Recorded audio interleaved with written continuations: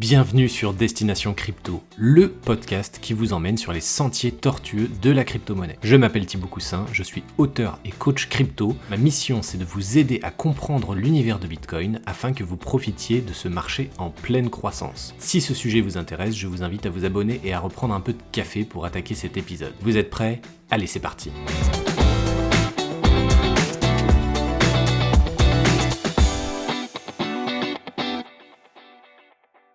Bonjour, bienvenue dans ce nouvel épisode de podcast où aujourd'hui j'ai la chance d'être avec Alexis Choron. Alexis Choron a le bras long, il a un CV énorme, il est entrepreneur, conférencier, consultant blockchain et crypto depuis 2017, mais il est aussi également fondateur de 2140.fr et la French Chain. Alors, merci Alexis d'être là aujourd'hui avec moi pour parler de tous tes projets, de ta vision de cet univers Web3 crypto. D'abord, comment vas-tu? Merci Thibaut de m'avoir invité, je vais très bien. Je suis en pleine forme. Un peu fatigué suite à la parution de mon rapport qui m'a pris beaucoup de temps, mais on en parlera plus tard, mais ça va, je suis content, j'aborde les fêtes avec impatience. Eh ben, super, oui, effectivement, on va aborder, ton rapport un peu plus tard dans l'interview. Est-ce que tu peux nous présenter rapidement ton parcours et tes expériences passées, s'il te plaît?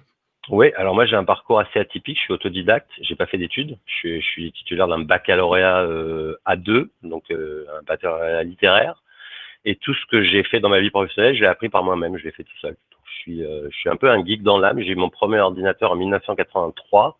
Donc 1983, c'est une date à laquelle peu de gens qui nous écoutent étaient déjà nés, je suppose. Et donc j'ai Je ne commencé suis très vite. je n'étais pas né, moi, personnellement. Voilà, donc j'ai commencé l'informatique en 1983 sur un Texas Instruments.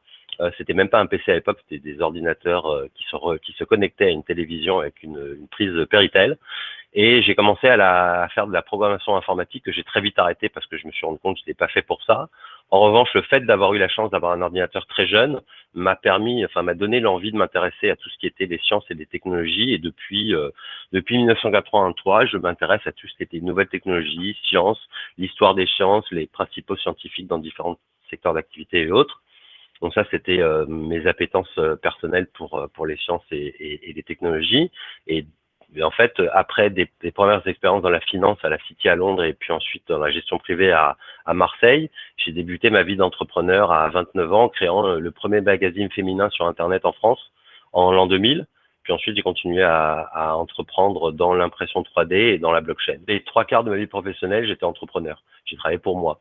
C'est un parcours très intéressant et le fait que tu aies démarré très tôt, finalement, dans l'informatique, mais le codage à l'époque, ça devait être, pas mission impossible, mais ça devait être vraiment C'était très compliqué. Il y avait très peu de documentation, les outils étaient pas très il y a pas tous les outils qu'on a maintenant pour développer facilement avec des fonctions préparamétrées et ce genre de choses. Donc alors ça devait c'est être une vraie galère.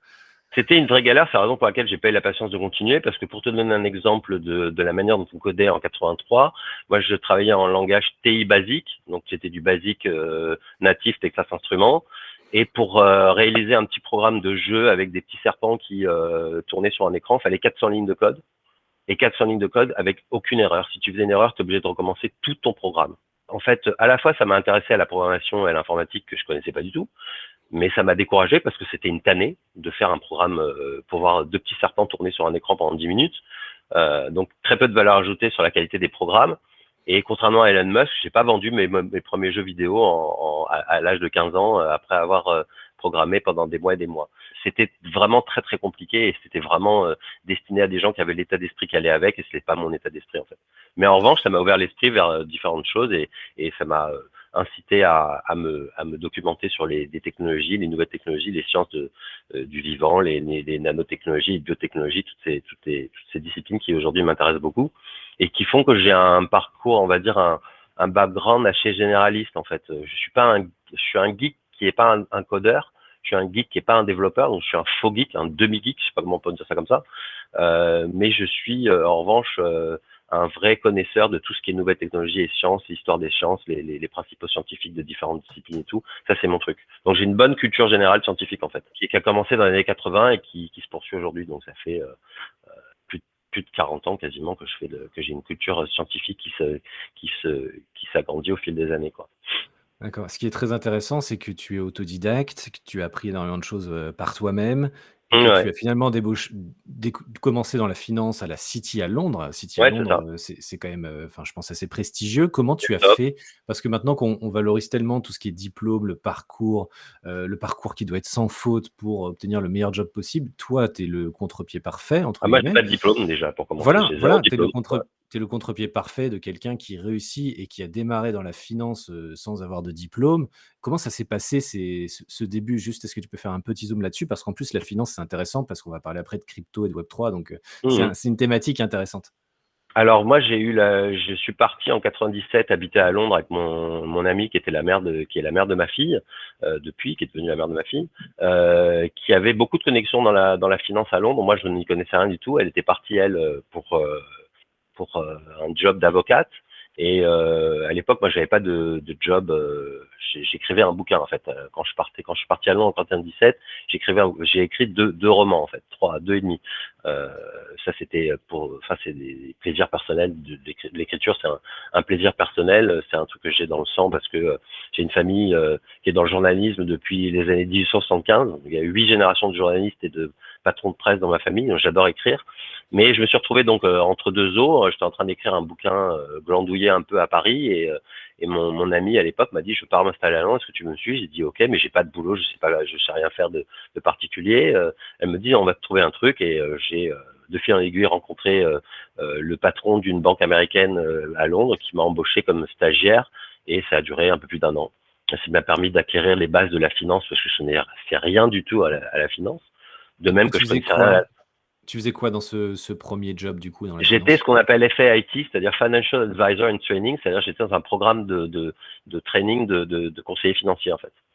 Voilà, dans lesquels tu passes des examens, le série 7, le série 3, qui sont des examens qui te permettent de faire du trading et de trader des actions en fait. Sinon, tu n'as pas le droit de le faire sur les marchés anglo-saxons sans avoir de diplôme. Donc voilà. D'accord. Donc ça a commencé OK. comme ça, et c'est là que j'ai découvert un outil absolument incroyable qui m'a, euh, comment dire, donné l'envie de faire plus de recherches. J'ai découvert les terminaux Bloomberg, qui sont des terminaux qui sont installés dans toutes les salles de marché et qui sont des terminaux qui donnent des informations de super bonne qualité sur les marchés financiers, quels que soient les produits, quels que soient les pays, quels que soient les secteurs d'activité. C'est le terminal Bloomberg, c'est la mine d'or de tous des traders, les brokers de la planète. Et j'ai commencé à faire de la recherche en tant que stagiaire, je faisais de la recherche pour les conseillers financiers. Je leur faisais des notes de synthèse le matin, etc. Donc j'étais obligé d'apprendre à utiliser les terminaux Bloomberg que je connaissais pas du tout. Et là, j'ai découvert un monde de connaissances absolument incroyables sur la finance, qui m'a permis de me perfectionner dans ce domaine-là. Et ça m'a aussi donné l'envie d'aller chercher de l'info, de trier de l'info, de faire des synthèses des informations que je trouve et que je trie. Et c'est une des raisons qui fait qu'il y a quelques mois, j'ai publié ce rapport qui a été un gros travail de recherche, par exemple. Et cette première expérience t'a aussi, mis le pied à l'étrier sur le trading? Enfin, tu as toi personnellement, tradé et investi, du coup depuis? Oui, moi, ça Absolument. fait 25 ans que je fais de la gestion d'actifs, en fait. J'ai 25 OK. ans. Depuis 1997, je fais de la gestion d'actifs et depuis 2017, de la gestion d'actifs numériques. Donc, ça fait un quart de siècle, je fais mais je fais pas de trading parce que le trading, c'est une activité. Moi, j'investis. Je trade pas. Enfin, j'en fais de temps en Voilà. temps, Mmh. mais c'est un piège, le trading. Oui, Ça c'est peut comme moi. devenir un gros piège. Donc, C'est j'ai une vision à très long terme des choses. J'investis sur 10, 15 ans. On en parlera peut-être après, mais voilà, j'ai fait du trading pendant 6 mois en 2021, de janvier à juin 2021, en plein bull market crypto, où là j'ai fait du trading intensif, j'ai fait du scalping pendant 6 mois avec un pote, à raison de 24 heures sur 24. C'est-à-dire qu'on était, j'habitais chez mon pote pendant 6 mois, on avait 6 écrans d'ordinateur et on était 12 heures par jour chacun devant l'ordi minimum. C'est-à-dire qu'on se relayait pour dormir en fait. Et on faisait du trading 24 sur 24. On a passé en moyenne 8000 ordres par mois. c'est Voilà. monstrueux et le bilan était Et positif à la fin? le bilan était positif à la fin, mais positif financièrement, mais négatif psychologiquement et physiquement. Ah ouais, Parce que tu c'est un m'étonnes. travail de malade. Je veux dire, on a vraiment failli péter les plombs, quoi. Ouais, On était à j'imagine. 2 doigts du burn-out tous les deux parce qu'on ne faisait que ça. On ne sortait que pour acheter à bouffer et on ne faisait que ça, que ça, que ça. Et toute la journée, on était en train de regarder des vidéos sur les cryptos, les vidéos de Cryptomatrix, du Trône, de Crypto Future, tous les influenceurs français et anglo-saxons qu'on trouvait. On faisait que ça toute la journée, 24 heures sur 24. Donc, Bon. Ça, il faut avoir un état d'esprit très particulier. C'est un travail très spécifique, très chronophage et très énergivore. Et c'est pas donné à tout le monde de faire ça. Et je le conseille à personne, vraiment. Ouais, bah, je pense que le message est bien passé et moi effectivement, c'est quelque chose qui me branche pas du tout de partir sur des choses aussi, violents en termes de rythme, on va dire. Je suis plutôt effectivement dans ta première approche d'investir ponctuellement avec une vision très long terme, en analysant les fondamentaux, enfin vraiment quelque chose d'un peu plus Exactement. classique. Ouais, moi, c'est plus comme ça que je fonctionne, en fait. Mm. OK.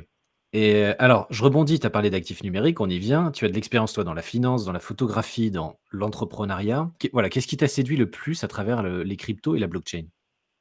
Alors déjà, moi, pour commencer, j'ai découvert la blockchain non pas par Bitcoin, mais par Ethereum. C'est-à-dire qu'en 2016, j'ai lu un article dans la presse sur les smart contracts dont je ne connaissais pas l'existence. Et je connaissais déjà Bitcoin, j'en avais déjà entendu parler, mais je n'avais pas été attiré particulièrement par le milieu Bitcoin et les cryptoactifs à ce moment-là. Mais à la suite de la lecture de cet article dans un show, il me semble que si je dis pas de bêtises, ça va être dans le magazine Wired, qui est une bible sur les nouvelles technologies aux États-Unis, que tu trouves en version papier, en version électronique. Ça m'a ça m'a permis de découvrir la technologie blockchain et ce qu'elle avait comme potentiel en découvrant les smart contracts, donc le fameux code is law. Le code, c'est la loi. L'idée d'un retour à la décentralisation originale du web 1.0 m'a beaucoup séduit en fait, parce que en 2016, quand j'ai découvert ça, on était on est toujours d'ailleurs sur un web 2.0 complètement centralisé avec quelques acteurs monopolistiques, les GAFAM que tout le monde connaît. Et cet article me laissait entrevoir la possibilité non seulement de la désintermédiation, mais aussi d'un retour à la décentralisation originale de l'Internet, en fait, tel qu'il a été pensé par l'armée américaine quand il a été créé dans la fin des années 60. Quoi. Ouais, toi, tu as vu tellement, bien le cycle, de l'internet, de ses tout débuts à ce qu'on a maintenant avec, effectivement quelques acteurs qui vampirisent un peu tout. Mm. Effectivement, je comprends que tu as envie que ça t'ait séduit, et vu que tu as vu aussi, tout depuis le début, chose que je n'ai pas vu moi personnellement, arrivant un peu après. Enfin, moi, en fait, Hem, j'ai eu comme je te l'ai dit, j'ai eu mon premier ordinateur en 83, mon premier PC en 89 et ma première connexion modem en 95. Donc, effectivement, ça ouais. fait depuis 95 que je surfe sur Internet, en fait. Ouais, c'est ça. Moi, je suis né dans les années 90, donc j'ai vraiment un gros train de retard par rapport à toi, mais ouais, toutes ces découvertes ont été absolument folles. Bah, t'as Heu, l'âge de mes enfants, c'est normal que t'aies un peu de ah retard. voilà, exactement. Donc tu connais quand même bien l'univers de la finance traditionnelle, tu connais Ouais. bien l'univers de la crypto-monnaie, de ce marché ultra dynamique. Mhm. Quelle serait, entre guillemets, «la comparaison» que tu pourrais faire entre les 2 et qu'est-ce qui te plaît plus, d'un côté et de l'autre? Est-ce que tu peux nous faire un petit topo là-dessus? Je peux te faire un petit topo là-dessus. J'ai pas réfléchi à comparer les 2 systèmes. Alors, il y en a un qui est beaucoup plus illiquide que l'autre et beaucoup plus confidentiel que l'autre. Le marché crypto, en fait, le marché action, moi, c'est le marché dans lequel j'étais, hein. Je suis resté toute ma vie sur le marché action. J'ai pas touché aux obligations, j'ai pas touché aux produits dérivés. Je me suis concentré sur les actions et le marché Nasdaq principalement. Pour moi, c'est exactement la même chose. C'est le même principe. J'investis de la même manière à long terme sur les deux marchés, avec le même horizon de développer mon patrimoine et non pas de faire de l'argent facile rapidement, parce que ça ne marche pas. C'est une chose qui est très importante à dire, que tu sois trader, enfin tu fasses du trading ou de la gestion d'actifs numériques ou pas numériques, gagner de l'argent vite, ça n'existe pas. C'est les gens qui ont fait des fortunes sur les cryptos ces dernières années sont des chanceux, c'est pas des gens doués. Principalement, il y a évidemment des gens brillants qui ont réussi à trouver le bon timing et à investir dans les bonnes cryptos au bon moment, mais c'est en grande partie de la chance et c'est pas nécessairement de la compétence ou de la connaissance. Donc, encore une fois, je décourage les gens de faire du trading. Chacun fait ce qu'il veut, mais je pense que c'est pas la bonne solution. Euh, L'argent gagné trop vite, en général, disparaît aussi vite qu'il est arrivé. Euh, les gens ont tendance à le claquer assez rapidement. Parce qu'ils se rendent pas. Enfin, quand l'argent arrive trop vite, les gens se rendent pas compte de sa valeur réelle en fait. Donc pour moi, le marché crypto et le marché action, c'est la même chose en fait. C'est les mêmes mécanismes, c'est les mêmes principes. À la différence, c'est que c'est plus difficile d'avoir des renseignements sur les fondamentaux d'une boîte crypto que les fondamentaux d'une boîte classique classée cotée sur un marché action type CAC 40, Nasdaq, Nice, New York Stock Exchange ou autre. C'est plus difficile d'avoir sur certaines cryptos, c'est très difficile de trouver les fondamentaux et du coup l'analyse fondamentale se fait pas sur les mêmes critères en fait. Par exemple, une crypto, tu vas à une époque, un des comment dire, un des niveaux d'analyse, c'était d'analyser la communauté qui était membre de de la crypto en question. Donc, quand tu avais une grosse communauté dynamique et tout, ça faisait partie des critères de valorisation positive d'une crypto, ce qui n'est jamais le cas d'une entreprise traditionnelle dont on se fout totalement de savoir si elle a des réseaux sociaux dynamiques ou pas. Donc pour moi, les critères de valorisation des entreprises crypto ou pas crypto sont légèrement différentes, mais le système d'investissement j'investis exactement de la même manière, grosso Mmh. modo en DCA, quoi. Ouais, je pense que tu as raison sur, tout ce qui est réseaux sociaux. Ça prend aussi le fait qu'il y a un public beaucoup plus jeune qui est sur ce marché et qui met ça Absolument. un peu plus en avant. Donc oui, c'est effectivement un bon constat effectivement que Mais je pour moi, aujourd'hui, les fondamentaux, c'est quand même l'équipe, le projet, la technologie, le marché. Tu vois, les fondamentaux pour des ouais, entreprises et normales, on à peut quoi faire sert le jeton? À quoi sert le à jeton? quoi sert le jeton? Est-ce que l'équipe est compétente? Quelles sont les expériences de l'équipe dans son domaine d'activité? Le nombre d'années d'expérience? Parce que parce que aujourd'hui, tu sais aussi bien que moi, dans la blockchain, tu as des milliers de jeunes qui s'autoproclament experts en blockchain alors qu'ils sont dans le secteur depuis 18 mois. Tu as Mmh. aussi des entrepreneurs qui s'autoproclament experts en entrepreneuriat blockchain et qui sont eux aussi dans le secteur depuis 18 mois, 2 ans. Eux, ces gens-là, pour moi, ne sont pas crédibles. Ouais. Donc, c'est important de savoir quand tu as une équipe, est-ce que c'est des gens qui ont 20 ans, est-ce que c'est leur première expérience, est-ce que c'est des gens qui ont 30, 40 ans, est-ce qu'ils ont déjà été entrepreneurs, s'ils ont déjà réussi, dans quel secteur, quel est leur réseau, voilà, ça, c'est des critères un peu plus objectifs. Mais je vois pas de différence fondamentale. Enfin, pour moi, il n'y a pas de Mmh. différence fondamentale. J'approche ces deux marchés avec la même stratégie, quoi. OK. Bah, merci pour ce Je retour t'en prie. entre les 2 marchés. Maintenant, toi, tu as un statut de consultant blockchain. Est-ce que tu peux nous en dire un peu plus en quoi consiste ton activité? Parce que je pense que c'est un poste qui va se multiplier dans les années à venir. Je pense qu'il y a beaucoup de Mhm, gens qui potentiellement se renseignent sur ce type de poste. Est-ce que toi, bien qui sûr. es consultant blockchain, tu peux nous dire un peu, bah, quel est ton quotidien? Quelles sont les missions qu'on peut te demander? Alors, mon activité, principalement, ça consiste à former des dirigeants et des collaborateurs aux bases de la blockchain. Tout ce qui est historique de la blockchain, tout ce qui est NFT, métavers, DeFi, etc. Ça, c'est la base, c'est ce que je fais le plus souvent. Leur expliquer les intérêts de cette technologie pour leur métier. Et j'interviens majoritairement dans les secteurs banque, finance et un petit peu assurance depuis 2022. Dû à mon parcours d'entrepreneur aussi, il y a une chose que je peux faire et que tout le monde ne peut pas faire. Je suis également capable de recruter, coordonner et animer une équipe blockchain pour des clients. Donc, si demain des clients ont besoin de structurer une équipe blockchain en interne et qu'ils ont besoin d'une personne pour les aider à structurer, recruter et animer cette équipe, c'est quelque chose que je suis tout à fait capable de faire. Et comme j'ai un réseau qui commence à être assez conséquent, parce que j'ai pratiquement 7000 je sais pas comment on dit, contacts, followers sur LinkedIn, dont plus de 2000 sont dans la blockchain.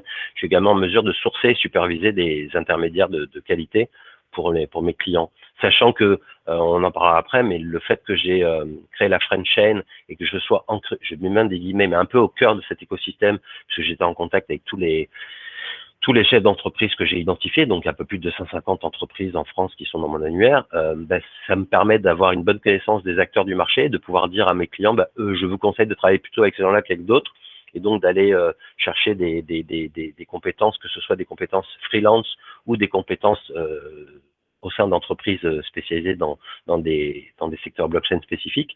Ça, c'est quelque chose que je peux aussi faire, donc sourcer, superviser les intermédiaires pour mes clients.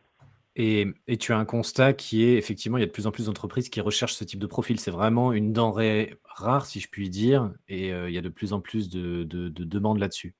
Oui, il y a beaucoup de demandes là-dessus. Comme j'ai écrit dans mon rapport, on envisage 1 millier de recrutements en 2023 dans la blockchain en France, dont alors, le premier poste, c'est les développeurs. Le deuxième poste, c'est des consultants blockchain. Le troisième poste, c'est des dirigeants. Ça veut dire plusieurs... non, pardon, je dis une bêtise. Le premier poste, c'est des développeurs. Le deuxième poste, c'est des commerciaux. Et le troisième poste, c'est des dirigeants. Euh, Tu as certaines entreprises, par exemple, qui cherchent des consultants qui peuvent être des dirigeants à temps partiel, par exemple, tu vois. Donc clairement, le poste de consultant blockchain est un poste qui va être amené à se développer, puisque les consultants, en gros, sont là pour faire découvrir et faire connaître et éventuellement ensuite gérer des projets de bout en bout pour des entreprises qui souhaitent se placer sur le web 3.0 à un niveau ou à un autre. Donc oui, le poste de consultant blockchain est un poste qui, à mon avis, va avoir beaucoup d'avenir dans les mois et années qui viennent. C'est indéniable. Ça, c'est très intéressant, hein. J'espère que l'audience, récolte bien ce genre d'informations. La blockchain, c'est vraiment une industrie maintenant et il y a des profils très intéressants qui vont être Bah, demandés, ouais, vas-y.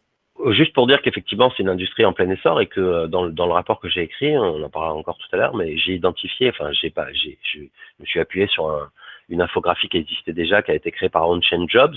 Il y a 41 métiers différents qui ont été identifiés dans la blockchain en France, enfin, en général, mais en France, puisqu'on parle de la France, il y a 41 métiers différents dans la blockchain aujourd'hui, dont Ouais, certains sont des métiers classiques qui s'adaptent à la blockchain. Typiquement, hier, j'étais à la bourse, il y avait une conférence de Paris Blockchain Society sur Mika, Psan et autres, et on avait des intervenants, notamment un avocat qui s'appelle Hubert de Vauplane, qui est chez Kramer Levin, qui est avocat depuis on va dire des années, mais qui s'est spécialisé dans la blockchain. Donc ça, c'est un nouveau métier, des avocats spécialisés dans la blockchain, des commerciaux spécialisés dans la blockchain, des consultants spécialisés dans la blockchain, des informaticiens spécialisés dans la blockchain. Donc tu as beaucoup de métiers qui existaient déjà, mais qui nécessitent enfin, qui vont se spécialiser évoluer. voilà, qui vont évoluer vers une spécialisation blockchain. Donc, je te dis, dans le rapport, il y a une infographie qui présente une quarantaine de métiers, de fonctions, plus exactement que de métiers, de fonctions dans l'écosystème blockchain, qui sont nécessaires, utiles et pour certaines indispensables. Ouais, c'est très intéressant tous ces jobs potentiels qui vont se créer et je pense pour l'audience qui voudrait démarrer un peu là-dedans, je vais bien évidemment mettre le rapport en lien dans la description de l'épisode de podcast. Merci, c'est Donc gentil. n'hésitez pas à aller consulter ce rapport. Je l'ai moi-même, lu avant pour préparer cet épisode et effectivement il y a des informations très intéressantes donc allez le lire, ça vous prendra, peut-être 1 heure, mais ce sera vraiment 1 heure très importante, et vous ne gâcherez pas votre temps. Alors, je fais une transition. Tu as participé à la création de différentes structures, dont 2140.fr et la French Chain. Peux-tu Oui. nous en dire un peu plus sur ces 2 entités et leurs propositions de valeur? Alors, bah oui, 2140.fr, c'est le premier portail collaboratif dédié au Web3. Pourquoi collaboratif? Bah parce que la blockchain et le Web3, c'est un système décentralisé. Donc, plutôt que d'avoir un énième portail qui présente du contenu qui est écrit par une demi-douzaine de journalistes et personne d'autre, j'ai décidé de donner la possibilité à tous les lecteurs de ce portail de participer au développement du contenu, ce qui veut dire que les lecteurs peuvent contribuer aussi bien en ajoutant des articles que des mots dans le glossaire. Il y a un glossaire blockchain d'une centaine de mots, donc tout le monde peut ajouter des mots, tout le monde peut ajouter des articles, tout le monde peut rajouter des entreprises dans l'annuaire La French Chain qui fait partie de ce site, ou encore tout le monde peut rajouter des rapports dans la rubrique Open Resources qui est une des rubriques phares du site. Donc en fait, le site il se décompose en 3 parties principales. Tu as la partie articles que tu retrouves sur plein d'autres sites d'information blockchain. Donc on écrit régulièrement des articles sur l'activité blockchain en essayant de ne proposer que des articles originaux, c'est-à-dire qui sont écrits par nos équipes, et non pas des articles qui sont repris d'articles anglo-saxons, comme c'est le plus souvent le cas dans la presse crypto ou blockchain française. Tu as beaucoup de journalistes qui se contentent j'ai écrit pour des titres que je ne citerai pas, mais qui se contentent de reprendre des articles en anglais, de les traduire et d'en faire une synthèse. Nous, on fait pas ça, on écrit des articles originaux. Donc on a un certain nombre de contributeurs, des réguliers et d'autres qui viennent pour faire du one-shot, qui nous apportent des contenus de très très bonne qualité. Moi, mon objectif, c'était d'avoir un site qui présente du contenu de qualité irréprochable. Donc la première partie, c'est les articles, donc des articles originaux et de qualité, d'une bonne qualité. Ensuite, tu as la rubrique Open Resource. Alors, la rubrique Open Resource, je suis très fier d'avoir lancé ça parce que je pense que c'est la rubrique de connaissances Internet, pardon, la rubrique de ressources blockchain la plus complète, la plus sérieuse qu'on puisse trouver, enfin une des plus complètes et une des plus sérieuses qu'on puisse trouver sur le web francophone aujourd'hui. Il y a plus de 60 rapports en anglais et en français qui sont issus des meilleures sources, c'est-à-dire les KPMG, les Deloitte, les Ernst Young, la Banque de France, tous les rapports que je publie, que je lis pas tous parce que j'ai pas le temps, mais je feuillette au minimum pour en faire une synthèse que je présente à mes lecteurs, sont des rapports qui sont d'une qualité irréprochable. Donc ça, c'est hyper important parce que je pense que tu peux tout à fait, on parlait du job de consultant blockchain, je suis pas du tout certain, c'est pas mon cas par exemple, je suis pas du tout certain que tu sois obligé de faire une école de la blockchain pour devenir consultant blockchain. Autant il est important quand tu veux être développeur blockchain d'avoir des bases et de faire une école pour apprendre à développer en Solidity ou dans d'autres langages qui permettent d'écrire des smart contracts pour différentes blockchains, mais pour être consultant, je suis pas du tout certain qu'il faille avoir suivi 3 mois de cours dans une école X, Y ou Z. Ce qui me paraît plus important, c'est de choisir le bon contenu, de lire le bon contenu et de se faire sa connaissance et son expérience grâce à la lecture de contenu de qualité. Donc, en fait, si demain, un de tes auditeurs souhaite devenir consultant blockchain, s'il lit les 60 rapports qu'il y a sur le site, il sera certainement un des meilleurs consultants blockchain de France. Hmm. Voilà. Donc ça, c'était mon objectif, c'était de permettre aux gens de s'acculturer dans le Web3 en étant certain que le contenu qu'ils lisent soit irréprochable. Voilà. Et la troisième partie du site, c'est la French Chain. Donc la French Chain, c'est un annuaire que j'ai lancé en 2019. N'ayant pas trouvé d'annuaire, je cherchais un annuaire en fait pour avoir une idée de quels étaient les acteurs de la blockchain en France et j'en ai pas trouvé. J'ai trouvé une infographie qui avait été faite par la BPI en 2018 qui listait 66 entreprises blockchain françaises. C'est la première cartographie qui avait été faite en France par un acteur français, donc en l'occurrence la BPI. Et je me suis dit, mais c'est fou qu'il n'y ait pas d'annuaire blockchain. Donc, comme on n'est jamais mieux servi que par soi-même, j'ai décidé d'en créer un. Donc, j'ai créé la French Chain en 2019. À cette époque, en 2019, j'avais 110 entreprises référencées. Et puis, j'ai rebooté la French Chain en 2022 parce que j'ai des problèmes de santé qui m'ont obligé d'arrêter de bosser pendant plusieurs mois. Donc, j'ai rebooté en 2022 en espérant que quelqu'un avait continué l'annuaire ou avait repris un autre annuaire, mais n'en voyant toujours pas de nouveau. Je me suis dit, je vais continuer ce que j'ai entrepris en 2019. Et aujourd'hui, la French Chain, c'est plus d'un quart de millier d'entreprises en France. Il y a 255, pratiquement 260 entreprises référencées. Voilà. Et l'avantage de cet annuaire, sa valeur ajoutée, c'est de permettre à toute personne de l'écosystème de connaître ses concurrents et ses partenaires potentiels. Parce qu'en parlant, en interviewant les chefs d'entreprise ou en envoyant des questionnaires aux chefs d'entreprise pour mon rapport, je me suis rendu compte qu'en moyenne, le chef d'entreprise qui travaille dans la blockchain depuis plusieurs années ne connaît que 20 ou 30 de ses concurrents ou partenaires potentiels en France. Alors en gros, quand je demandais à un chef d'entreprise dans la blockchain, combien tu connais d'entreprises blockchain en France? J'en connais 15, j'en connais 20, j'en connais 18, j'en connais 25, c'est tout. Donc en gros, les gens de l'écosystème ne connaissaient pas l'écosystème.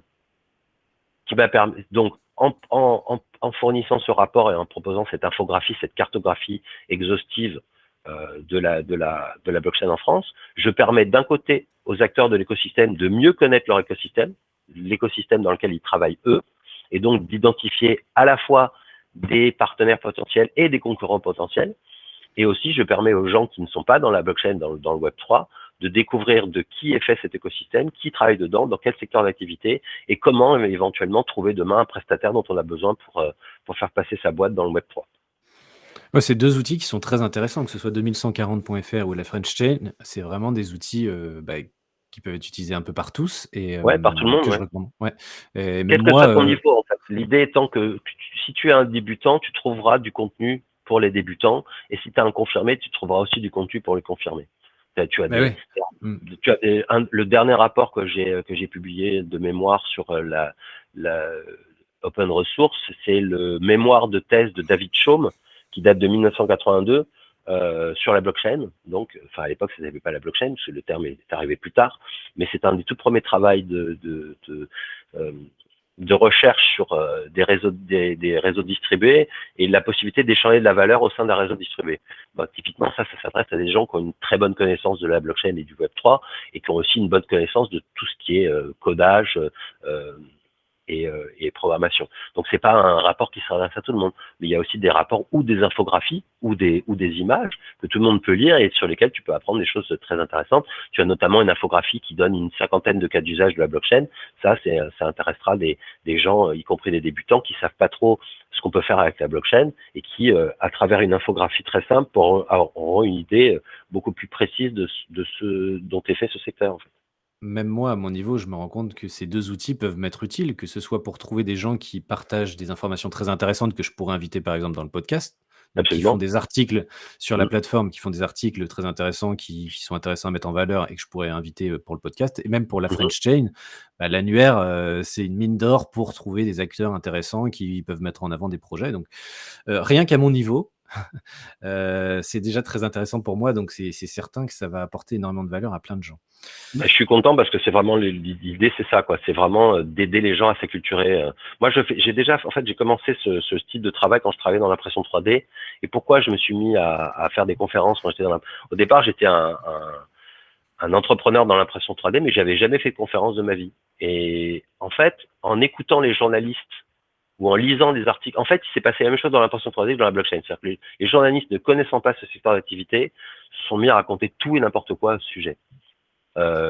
L'impression 3D, c'était facile, pas cher, rapide, mieux que tout, c'était la meilleure technologie du monde, ou alors c'était nul, pas efficace, avec des matériaux bidons, etc. Donc on entendait tout et n'importe quoi, et je me suis dit, c'est pas possible, ça fait du tort à la profession d'entendre des trucs comme ça, ou de lire des articles qui sont complètement à côté du sujet. Donc en fait, j'ai commencé à faire des conférences pour acculturer, et notamment j'ai fait une conférence chez France Télévisions, qui a duré toute une journée. J'ai fait une sorte de AMA, Ask Me Anything, sur l'impression 3D. J'ai pris une journée entière, j'ai déplacé une imprimante 3D à 250 000 euros chez France Télévisions.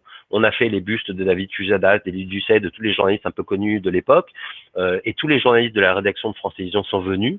On a répondu à toutes leurs questions. Et à la fin, on s'est rendu compte que quand ils parlaient de l'impression 3D, ils en parlaient avec plus d'objectivité, en disant moins de bêtises. Et donc, j'ai décidé de faire la même chose, en fait, dans la blockchain, qui est encore plus touchée par les informations de piètre qualité. Et je me suis dit, c'est important de donner de l'information aux gens de qualité et de faire en sorte que les gens qui s'intéressent à ce sujet-là aient des informations de première main qui soient irréprochables. Que ces gens-là, une fois qu'ils ont lu un rapport qui est sur mon site, se disent, je sais que j'ai lu un truc qui est nickel. Voilà, je sais que ce que je lis n'est pas de la fake news ou de l'information recopiée ici ou là, ou voilà, c'est vraiment de l'information de très très bonne qualité. Et c'est important quand tu traites des sujets aussi complexes que la blockchain de fournir de l'information irréprochable aux gens.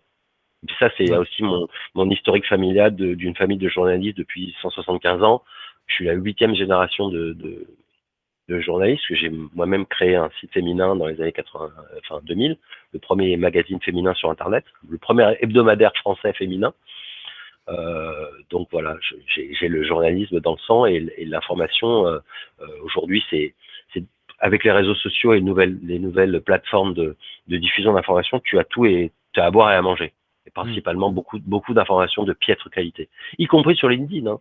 Moi, mon fil d'actualité, il est tous les jours quand je vais sur LinkedIn, j'ai des dizaines de posts de gens qui sont dans la blockchain. Alors, il y en a qui sont sérieux, qui écrivent des trucs irréprochables, mais il y a aussi plein de gens qui sont autoproclamés spécialistes en blockchain et qui postent n'importe quoi. Et ça fait beaucoup de tort à la communauté parce qu'il y a des gens qui lisent, des gens qui s'inspirent de ce qu'ils ont, de ces gens-là et qui partent avec des bases qui sont des mauvaises bases, en fait. Ouais. Ça, c'est très préjudiciable. C'est très compliqué, effectivement. Mais en Voilà. tout cas, ta démarche est très, très, très bien. Ça va vraiment dans le sens d'avoir la meilleure qualité de l'information et c'est absolument nécessaire. Tu as mon parfaitement objectif. raison. On va arriver au rapport. Donc, tu as participé à la réalisation d'un rapport faisant une cartographie de l'écosystème blockchain en France, sans tout nous dévoiler, parce que j'invite vraiment les gens à aller lire ce rapport et puis tu pourras pas tout faire là en quelques minutes. Mais est-ce que tu peux nous donner quelques enseignements tirés de ce rapport? Alors, le premier enseignement tiré de ce rapport est un peu paradoxal, c'est que l'écosystème blockchain français est très centralisé. Il est centralisé à Paris. 70% des entreprises sont, pas 70, oui, 65-70% des entreprises sont situées à Paris. Donc ça, c'est un paradoxe, puisque la blockchain étant un écosystème décentralisé, on pourrait s'attendre à ce que l'écosystème français soit lui-même très éclaté. C'est pas le cas du tout. Donc beaucoup d'entreprises à Paris. En fait, Paris, Marseille, en fait, les trois principaux départements, c'est Paris, les Bouches-du-Rhône et l'Occitanie, la région Occitanie, pardon. Donc ça, c'est les trois régions les plus dynamiques dans l'écosystème en France. C'est un écosystème qui est très petit. Ça, c'est un enseignement aussi. On voit beaucoup de spécialistes de la blockchain, mais c'est un tout petit écosystème. Il y a presque autant de spécialistes il y a plus de spécialistes qu'il y a d'entreprises blockchain. Donc, en gros, en France, moi, je prétends pas avoir fait une cartographie exhaustive. Je suis certainement passé à côté d'un certain nombre de petites startups, mais j'ai 250 entreprises référencées. Il faut savoir qu'en Suisse, il y en a 900 des entreprises blockchain, pour un pays qui compte 8,5 millions d'habitants. Autrement dit, la Suisse a 28 fois plus d'entreprises blockchain par tête de pipe, par per capita, comme on dit en finance, qu'en France.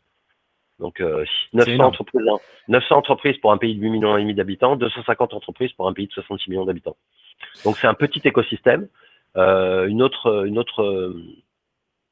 leçon, c'est qu'il y a moins de 4 000 employés dans l'écosystème en France. Il y a 29 300 000 salariés en France. Il y a 4 000 personnes qui travaillent dans la blockchain. Donc, c'est une petite goutte d'eau dans un océan. Et puis, c'est un écosystème néanmoins, parce que je ne veux pas dire que des choses négatives, c'est un écosystème qui est très dynamique, en très forte croissance, comme les secteurs innovants et jeunes. C'est une croissance qui est quasiment exponentielle. Et ce dynamisme il est porté par un trio de startups qui sont toutes les trois des licornes, qui sont Sorar, Ledger et Coinhouse, qui mènent le secteur et qui tirent le secteur vers le haut grâce à l'influence qu'ils ont et le fait qu'ils recrutent beaucoup et que on en entend beaucoup parler. Donc ça donne certainement à pas mal de jeunes l'envie d'entreprendre aussi dans ce secteur d'activité. Donc c'est un secteur qui est très dynamique, qui est relativement centralisé, compte très peu d'entreprises, qui croît très très vite. Et le secteur le plus représenté, c'est celui de la finance. Ouais, merci pour ce résumé en quelques minutes. Effectivement, c'est un peu les informations que j'avais aussi notées moi de mon côté. Ce qui me, je suis pas choqué par le fait qu'il y ait énormément d'activités plutôt sur le côté Paris, parce que tout ce qui est un peu nouvelles Non, mais technologies ça c'est et normal en grandes effet. écoles, il y a forcément une concentration un peu là-bas. Par contre, je suis Mmh. choqué du chiffre en Suisse comparé à nous. Là, pour le coup, j'avais pas relevé ça, et c'est effectivement assez hallucinant la différence entre, la France et la Suisse à ce niveau-là. Alors si tu vas Moi dans c si tu vas Ouais, dans mes anciens posts sur LinkedIn, ça doit être il n'est pas très ancien, parce que j'ai pas beaucoup posté ces dernières semaines, ça doit être le 7 ou 8e chronologique quand tu remontes. Il y a un post avec une infographie où je compare les deux écosystèmes suisses et français. Puisqu'en fait, il y a une infographie qui m'a été donnée par une personne qui habite en Suisse, qui m'a dit, tiens, je lui ai demandé si elle connaissait pas le ratio par rapport en France, sachant que la Suisse est un pays un peu particulier en Europe, parce qu'il y a la crypto-vallée qui existe dans le canton de Zoug, en Suisse, et qui, à elle seule, a 2 fois plus d'entreprises qu'en France.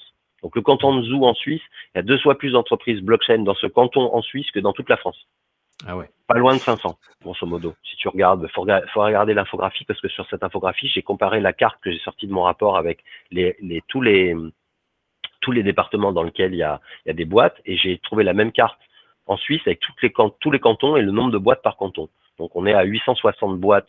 C'est une cartographie qui date de 2020. Donc à mon avis, on a dépassé les 1000 aujourd'hui. C'est-à-dire qu'ils ont 4 fois plus d'entreprises que nous pour une population du 1,5 million d'habitants. Mais encore une fois, la régulation en Suisse est beaucoup plus propice à la création de start-up blockchain. Tu sais qu'en France, quand tu crées une start-up blockchain, parfois tu galères pour avoir une banque qui accepte que tu aies un compte Ouais, en banque chez elle.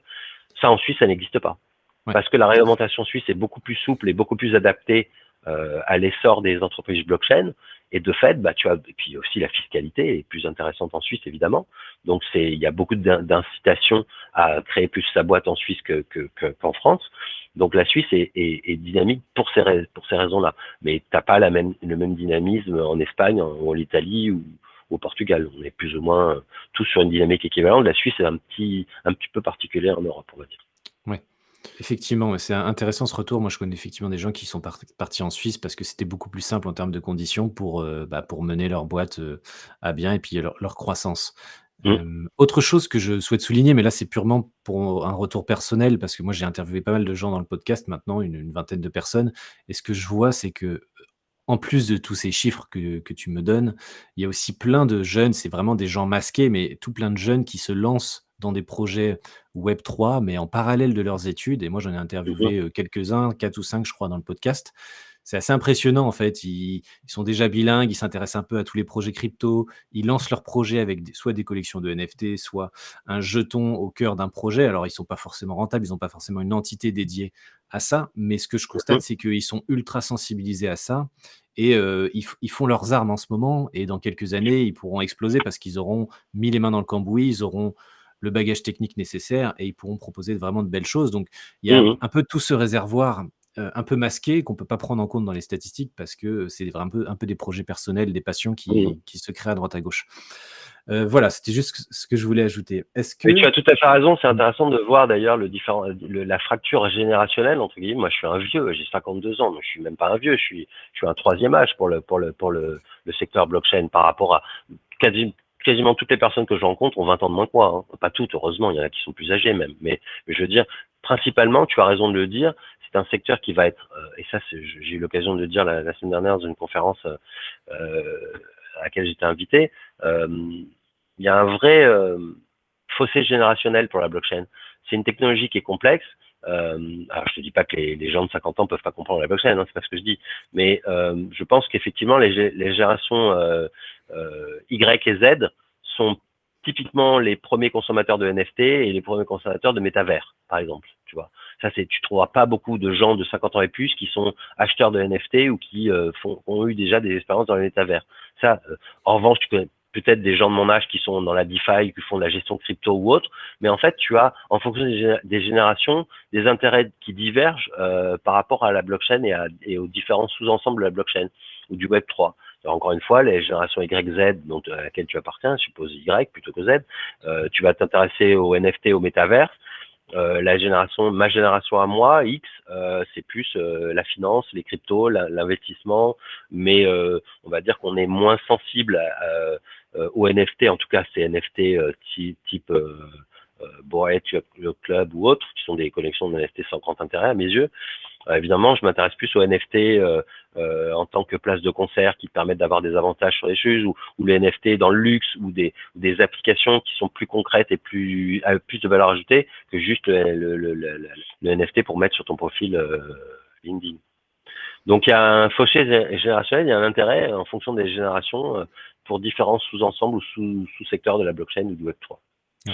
C'est effectivement quelque chose d'assez intriguant. Et du coup, pour des gens, là je rebondis un peu sur ce que tu me dis, mais pour des gens qui ont la cinquantaine, si je puis dire, qui sont pas forcément sensibilisés à ça, donc on va dire que tu es à 100% dans l'univers de la crypto, Oui, comment tu 120. arriverais à convaincre quelqu'un assez facilement et en quelques mots de s'intéresser aux cryptos ou de s'intéresser un minimum à la technologie ou à ce genre de choses? Est-ce que toi, tu as une astuce ou est-ce que c'est très compliqué? Alors moi j'ai une astuce pour les gens qui veulent s'intéresser aux cryptos, puisque les gens prennent les cryptos comme un investissement ou un produit financier comme un autre. Donc moi mon secret c'est de dire aux gens, puisque j'ai vécu la bulle Internet dans les années 2000, l'explosion de la bulle Internet en 99, 2000, 2001, je leur dirais la chose suivante, en investissant dans la crypto, imaginez que vous ayez investi dans Apple, Microsoft et Amazon dans les années 90. Voilà, j'ai rien d'autre à dire. C'est la même chose si vous investissez demain dans Ether, XRP, ADA, Link, Atom, DOT, toutes ces cryptos-là. En investissant aujourd'hui sur le long terme dans ces cryptos-là, vous investissez dans les futurs Amazon, Apple, Oracle, Microsoft des années 2030. Donc, évidemment, les gens, dans ces cas-là, se disent, ah ouais, effectivement, en 94, quand l'action d'Apple était à 20 centimes et qu'elle est à 1500 $ aujourd'hui, je dis n'importe quoi, c'est pas le cas, elle est à 200 et des poussières, mais on aurait fait du x500 en 10 ans, 15 ans, 20 ans. Moi, encore une fois, mon objectif, c'est pas de faire du x20 en 6 mois. C'est jouable. On l'a vu ça ne se passe que pendant des phases haussières, que pendant des bull markets. Mon objectif, c'est plus de faire x100 en 10 ans, tu vois, ou en 15 ans. C'est déjà vachement bien. Ah, Et c'est si tu déjà avais énorme. investi, et c'est même plus que ça, parce que si tu avais investi en 80, on va dire en 99, juste avant l'explosion de la bulle Internet, si tu avais investi dans Apple, Amazon, Oracle, Sun Microsystems, et ce genre de boîtes-là, aujourd'hui, tu serais multimillionnaire. Hmm. Avec un investissement de base de 10, 20 000 $, aujourd'hui, tu serais à 20, 50 millions. Hmm. C'est des actions, je ne parle même pas de crypto, je parle d'actions. Donc l'idée, c'est ça. Quand je veux convaincre les gens de s'intéresser aux cryptos, je ne parle pas de la blockchain, du Web3. Là, je parle juste des cryptos. Je leur dis les choses suivantes. Si vous investissez aujourd'hui dans les cryptos, vous avez un investissement, une vision d'investissement à long terme, vous investissez dans les futures pépites de demain, des années 2030. Et donc Oui. ça, c'est pour préparer le futur de vos enfants. Oui, et les gens, ils vont te demander juste après, lesquels dans le marché des cryptos sont Apple, Oracle et c'est là Oui, où bah il y a un évidemment. challenge parce qu'il y en a plein qui vont effectivement tomber, qui n'ont pas d'avenir et il faut Non, bien trouver sûr, les quelques cryptos qui s'en sortiront et qui exploseront et on connaît les propositions de valeur de Bitcoin, d'Ethereum et d'autres, mais bien c'est là sûr. où il faut inévitablement, à un moment donné, gratter un peu la surface et essayer de comprendre derrière ce qu'il y a. Mais c'est effectivement un bon moyen de ferrer, on va dire, un peu les gens sur le potentiel. Alors moi, ce que Heu j'ai fait en 2017, pour rebondir sur ce que tu dis, c'est que j'ai créé mon premier portefeuille crypto en 2017. Et donc à l'époque, en fait, en 2017, moi, comme je t'ai dit, j'ai découvert donc l'univers de la blockchain par le biais d'Ethereum et des smart contracts. Donc en 2016, j'ai arrêté mes activités dans l'impression 3D, j'ai revendu ma boîte pour ne me consacrer qu'à la blockchain. Alors, en gros, j'ai pris un pari risqué, j'ai arrêté ce que je faisais, qui fonctionnait plutôt pas mal, pour recommencer quelque chose à partir de zéro. Et j'ai passé une année sabbatique. Donc toute l'année 2017, j'ai arrêté de bosser, j'ai pris une année sabbatique et je me suis documenté pendant un an sur la blockchain. J'ai terminé cette année par 3 mois aux États-Unis. Je suis parti 3 mois aux États-Unis dans la Silicon Valley et dans la Silicon Forest. La Silicon Forest est équivalent de la Silicon Valley dans le nord-ouest des États-Unis, c'est-à-dire Seattle et Portland. Et j'ai rencontré des spécialistes de la blockchain. Et lorsque je suis rentré en France en janvier 2018, j'ai publié mon premier rapport qui s'appelait Cryptos 2018, dans lequel j'ai publié, alors j'ai pas la couverture, mais en gros ce que j'ai fait, c'est que j'ai partagé mon portefeuille crypto. J'avais 30 boîtes et j'ai partagé mon portefeuille, la ventilation du portefeuille, les sommes investies, j'ai tout partagé pour que les gens puissent faire leurs recherches, et j'ai surtout créé une fiche valeur par entreprise. En fait, j'en ai profité aussi pour faire un truc que les gens qui écrivaient des rapports à l'époque ne faisaient pas. J'ai horodaté mon rapport dans une blockchain, ce qui me paraît être la moindre des choses quand tu écris un rapport sur la blockchain. Donc j'ai horodaté mon rapport sur la blockchain Bitcoin, ce qui veut dire qu'aujourd'hui, si tu changes une lettre de mon rapport, c'est plus le bon rapport. Donc il est infalsifiable, entre guillemets. En tout cas, on peut en prouver l'authenticité et l'antériorité. Et surtout, j'ai publié mon portefeuille in extenso et j'ai publié une fiche par action. J'ai créé, comme ce que j'avais à faire quand j'ai commencé ma carrière dans la finance traditionnelle, je faisais des fiches pour les traders de la boîte pour laquelle je bossais. Là, je me faisais des fiches pour mes futurs clients en leur disant, voilà, qu'est-ce que cette boîte, qu'est-ce que XRP, qu'est-ce que ADA, qu'est-ce que X, Y ou Z, et en décrivant un minimum, en expliquant l'intérêt d'investir, l'horizon de placement, la valeur ajoutée du produit et tout ça. Donc ça, c'est le premier rapport que j'ai écrit sur la blockchain, il date de 2018. Alors, tu piques ma curiosité, tu as horodaté ton rapport. Comment ça s'est passé? Quelles étaient les grandes étapes pour horodater un rapport? À l'époque, je suis allé sur un site qui permettait de redater gratuitement des rapports sur la blockchain. Ça s'appelle, je cherche pendant que je te parle sur mon téléphone parce que j'ai toujours le hash quelque part dans un message de mon Je dis téléphone. peut-être une bêtise, mais c'est pas Wallet à tout hasard? Non. Non, parce qu'à l'époque, ça n'existait pas, Wallet. Ah oui. Déjà, Wallet, c'est français. Et à l'époque, il n'y avait pas c'était Stampede. Ça s'écrit stampd.io. D'accord. C'est un site qui permet de redater gratuitement tout type de documents sur la blockchain et d'avoir donc le hash qui prouve que tu as fait cet redatage et qui te garantit l'antériorité de ton document. Donc c'est simple, c'est gratuit, ça se fait en un clic et en 2017, c'est déjà le cas. Super. Mais c'était américain. Le dernier, je l'ai enregistré, je l'ai redaté chez Kix, qui est une boîte française qui est à Marseille, comme moi j'habite à Marseille. J'ai fait ça avec des potes de Marseille. Et donc, j'ai redaté mon rapport chez Kix. Et donc, il est infalsifiable et on en prouve l'authenticité grâce à ce hash, en fait. Voilà. D'accord. On arrive au bout de cette interview passionnante. Pour finir, on va partir sur des questions un peu plus légères. Est-ce qu'il y a un écosystème qui te plaît particulièrement? Est-ce qu'il y a une crypto qui te plaît particulièrement? On n'est bien évidemment pas dans du conseil sur l'investissement, mais juste, voilà, est-ce que tu as, Moi, je suis toi, assez quelque chose qui te plaît? agnostique. Je suis assez agnostique, mais j'ai des amis qui sont très, très, très intéressés, qui commencent à m'intéresser sérieusement à l'écosystème Atom. Cosmos. Mais tu sais que c'est très intéressant parce que dans la liste des livres que j'ai écrit, la collection sur comprendre en seulement 2 heures, j'ai fait Bitcoin, j'ai fait Ethereum, j'ai fait Elrond et j'ai fait Avalanche. Et le 5e que je suis en train d'écrire, c'est sur Atom, Cosmos. Je te mettrai en contact avec un de mes amis sur LinkedIn, qui est en train de se spécialiser sur cet écosystème et qui a fait un hama il y a une semaine, peut-être tu l'as cité. Il y a 10 jours, il a fait un hama sur Cosmos. Il a publié un rapport que j'ai publié dans 2140, que tu trouves tout en tête de la page Open Resource, qui est un rapport sur l'écosystème Cosmos. J'aime bien l'écosystème Polkadot aussi. J'aime bien Avalanche. J'aime bien moi, je parie aussi sur le fait que la SEC arrête les poursuites. Alors ça, c'est un pari d'investisseur, mais ça reste un pari quand même. C'est-à-dire continue à accumuler des XRP en espérant que... C'est une prise de risque, oui. Ouais, c'est une prise de risque, mais c'est un risque qui est relativement calculé parce que je suis les développements juridiques de l'affaire aux États-Unis. Il y a régulièrement des news qui sont publiées par les acteurs, que ce soit la SEC ou par les avocats de XRP qui publient des mises à jour du dossier.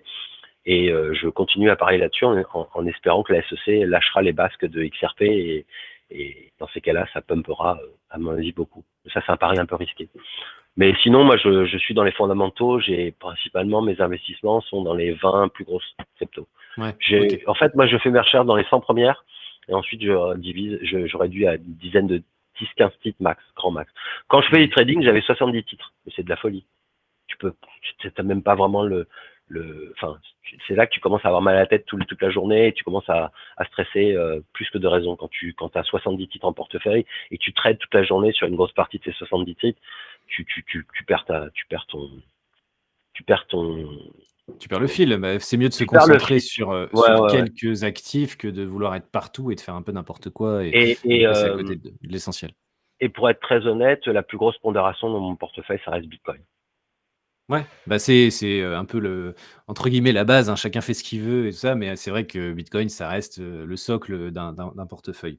Après, tu as des gens Heu, qui poursuivent les petites pépites qui vont faire x100. Il y a une influenceuse suite qui est très connue qui s'appelle Chantal Lang, que je connais bien, qui depuis 2-3 ans, sa spécialité, entre autres parce qu'elle est aussi consultante blockchain, mais sa spécialité c'est d'aller trouver les petites pépites blockchain. Alors elle, par contre, c'est une vraie analyse financière et donc elle fait des analyses extrêmement pointues. Elle prend pas des trucs au hasard, elle fait des analyses extrêmement poussées, pointues et elle identifie les pépites avec le plus fort potentiel. Alors là, qui n'iront pas jusqu'à leur potentiel maximal et d'autres qui iront au-delà.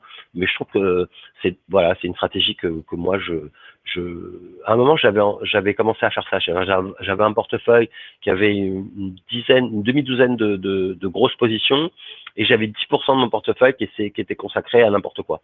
Je prenais des trucs un peu au hasard et je me disais on verra bien. ouais, Ça c'est pas une stratégie très on va dire académique. très académique, voilà. Mais ça peut être aussi une façon de diversifier tes placements dans les cryptos, c'est-à-dire qu'on va dire que tu vas avoir 80% on va dire, ton portefeuille va être composé d'une demi-douzaine de valeurs. Ça fait 70% de ton argent est là-dessus. Tu as 20% de liquidité pour si jamais le marché se retourne, et tu as 10% avec lesquels tu fais un peu n'importe quoi. C'est-à-dire tu vas aller Le choper des petits casino. trucs. Ouais, j'ai une crypto française euh, que j'ai depuis 18 mois, qui vaut que dalle, et dont j'espère que dans 1 an ou 2 ou 3 ans, elle va exploser. Donc, je Ta donnerai pas de nom ta parce que pépite à toi. Non, non, mais c'est ta ma pépite pépite à à moi, toi. ouais. Ouais, ouais.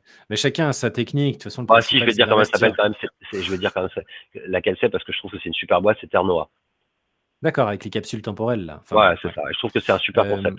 Alors, on m'en a beaucoup dans ma communauté m'a beaucoup demandé de faire un livre justement sur Terre Noire, mais ce sera peut-être, pour les prochains tomes. J'ai pas le temps. Moi, je me concentre sur 2 à 3 cryptos par an, donc c'est très peu Mhm, parce que mhm. j'ai plein d'autres choses à faire, mais c'est aussi pour faire les livres. Je suis obligé de me concentrer à fond et de creuser beaucoup en profondeur pour, que quelques cryptos, donc c'est pour ça que je me limite à que quelques-unes par an en plus, mais voilà, chacun a sa technique. Tant que l'argent investi, c'est de l'argent qu'on peut se permettre de perdre et qu'on ait conscience des risques. Exactement. Absolument. Voilà, après chacun constitue son portefeuille comme il le souhaite, en étant bien sensibilisé à ça. Écoute, on arrive vraiment au bout là. Est-ce que tu as, on a parlé un peu du beaucoup de ton passé, de ce que tu fais actuellement. Est-ce que tu as d'autres projets à moyen long terme que tu aimerais partager à l'audience? Bah, j'ai des projets à moyen long terme, mais je les partagerai pas à l'audience parce qu'ils sont ultra secrets, top secrets. J'en parle à personne pour l'instant. On a un petit groupe d'une demi-douzaine de personnes à travailler sur 2-3 gros projets, dont un projet, je vais livrer une petite exclue pour ton interview, dont un projet qui a un rapport avec l'enseignement. Je Voilà. vais te réinviter dans un an dans le podcast si ça a avancé d'ici là et puis quand Ah, tu ça pourras aura nous en dire avancé un peu d'ici plus. là. Ouais, ouais. OK. Et puis après, je prépare, mais ça, je te le dis aussi, mais c'est pas une certitude.